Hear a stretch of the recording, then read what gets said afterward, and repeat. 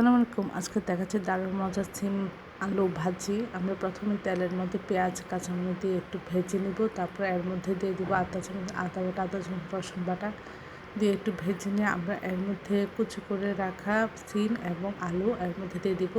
দিয়ে আধা চামচ হলুদ গুঁড়া, আধা চামচ লবণ, আধা চামচ ধনিয়া গুঁড়া, আধা চামচ জিরা গুঁড়া এবং দুইটা তেজপাতা সব কিছু দিয়ে আমরা এভাবে নাড়াচাড়া করে নেব। আর এটা প্রথমে প্রয়োজন হলে একটু ঢেকে দিতে পারেন, তারপর বারবার এভাবে নাড়াচাড়া করে নেবেন। প্রয়োজন হলে তেল দেবেন। আর এটা যেন নিচে লেগে না যায় সেটা একটু খেয়াল করতে হবে।